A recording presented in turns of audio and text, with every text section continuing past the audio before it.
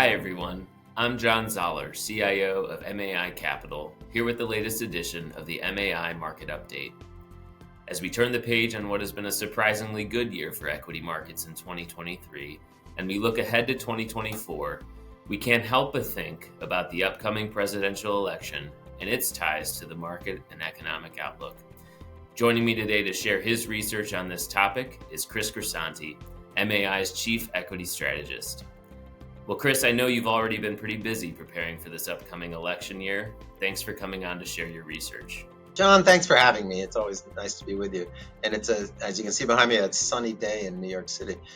It's sure risky talking politics with clients and even friends these days. But what I want to do today is not really talk politics so much as stick with historical precedents, what actually has happened in past elections and how the economy and the markets have affected that.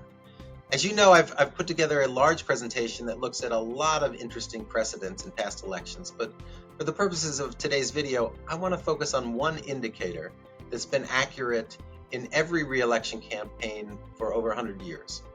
And then I also wanted to spend some time talking about how this presidential election is truly unique in our lifetime for a bunch of reasons. And so I think we'll have some fun today. That's great. Well, most of what we read about elections is that they actually don't really make a difference when it comes to future economic or market performance.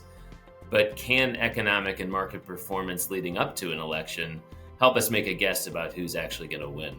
Well, of course, anybody can make a guess and for what they're worth, but which probably isn't much. But what I've tried to do is gather some historical data about which way the electorate is moving, depending on what's happening in the economy. And there are some consistent themes that I think can help investors separate the valuable information from the noise. While there's a lot of stuff to talk about, there is one indicator that trumps them all, no pun intended. First of all, it's important to understand that a re-election is different than just an election. A re-election is a referendum on the incumbent. You ask questions like, is he doing a reasonably good job? And if he's not, should we throw him out of office? Can you imagine 4 more years with this guy? Are you better off than you were than 4 years ago? You get the picture. It's all focused on the guy in office. So, as I mentioned, there is one economic factor in these re-elections that for the past 110 years has correlated exactly with re-election prospects. And that is, if a recession starts within 2 years of election day, that makes all the difference. So let's look at our first chart. As you can see, there have been 12 re-election attempts in the last 110 years in which there has not been a recession. From Woodrow Wilson to Barack Obama, each of these incumbents won their re-election fight. But there's another side of the story. The second chart shows how from William Howard Taft all the way to Donald Trump, there were 6 incumbents who ran for re-election when there was a recession in their final 2 years of the term. And all 6 of those men lost. Now, as a statistician would say, don't confuse correlation. These are all correlated, but it's not necessarily causation. This could be a coincidence. And we'll discuss in a moment that there's a lot of other stuff going on in 2024 that is unique. But the recession rule is pretty darn accurate, and I think it's an indicator that any presidential candidate would be foolish to ignore. Well, that's fascinating, but kind of begs the question, is there going to be a recession next year? Yeah, you're absolutely right, John. I mean, that's the question, and frankly, it's probably a more important question than many of the policy prescriptions like Ukraine or climate change. And because of the historical precedent, you've got to know that on top of Joe Biden's wish list from Santa would be no recession in 2024. But that may be a tall order. Let's look at the next chart. This is a chart I've been using a lot over the last few months. It shows the history of interest rate cycles over the past 40 years. So before the most recent series of interest rate hikes, that's the red line in the chart, there have been 5 others over the last 40 years.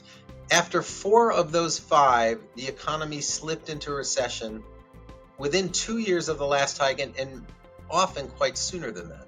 As you can see, the most recent set of rate hikes, the red line, are both the fastest and the highest hikes in the whole group. So I think that makes a recession a very real possibility next year. There doesn't have to be one, but in order to bet against it, you'd have to think that the most severe rate hikes in 40 years won't cause one, even though most of the other interest rate hikes did. If there's a chart that keeps Joe Biden up at night, I think this would have to be it. Interesting. So is that the end of the story, Chris? Is Joe Biden up against tough odds next year? Well, I wouldn't quite go that far, John. I'd say that the historical precedent is certainly a headwind to his reelection. But that brings me to my last point. There are some unique things about 2024 that make me even more hesitant to make predictions on the outcome. Let me briefly mention 4 things that are going to make next year unique and more difficult to predict. And absolutely fascinating, by the way, from a political nerd's point of view. The first is, as I mentioned, a re-election is a referendum on the incumbent president, which is true. But if Trump is the Republican nominee, which seems the most likely scenario right now, both candidates will have been president for 4 years. This hasn't happened since the election of 1892. We're talking Grover Cleveland here, John. There's hardly anyone who is watching this, I suspect, that doesn't already have a definite opinion, not just of the incumbent, but of both men running in this election. And they know how each of these guys would be as president because they've experienced it. That's very different than any re-election in our lifetimes, where you get to compare the man who's president against a relatively unknown person running for office. So that's the first thing. The second thing is both of these men are older than any other major presidential candidates ever. Add up their ages, you get almost 160. That would bring us back to about the Civil War. How that factors into voters' calculations is really anyone's guess. A third factor, again unique, is this would be the first election in which one major candidate, again assuming it's Trump, is under indictment. I'm not making any judgments here, I'm just stating facts. For example, it's a fact that, at least currently, Trump's trial for his part in the events of January 6, 2021, is currently scheduled to start in Washington, D.C. on March 4th. That's the day before the Super Tuesday primary. Again, I don't know how this plays out, but I would say if it was a movie script, it would probably be rejected as unrealistic and over the top. Finally, there is a fourth thing that is important in this election that doesn't get talked about much, but I think it could end up being the single most important thing. There are a couple of third-party candidates that could spell trouble, especially for Joe Biden. For example, the progressive Professor Cornel West is running, and he won't win, but he could take just enough votes away from Biden to cost him a close state or two. Remember, Al Gore lost the presidential election in 2000 because he lost the state of Florida by less than 600 votes. But what many people don't remember is that Ralph Nader, running to Gore's left, got over 90,000 votes in Florida that year. So I don't think it's a stretch to say that Ralph Nader cost Al Gore the presidency. So while Trump has indictments to worry about, Biden's team has got to be worrying about third parties. So take a deep breath. The bottom line is that 2024 is going to be a crazy and perhaps volatile year, both in the election and in the markets. But that's all the more reason to have an investment plan that looks beyond this craziness and recognizes that investment criteria like valuation and quality can keep you heading in the right direction at times like these. Chris, thanks so much for coming on today to share your insights. And I think you put it well there right at the end. We don't know what 2024 will bring, but we do know that the tried and true strategy of being patient and disciplined in the face of uncertainty is still the best way to keep your portfolio on track to achieve your long-term goals.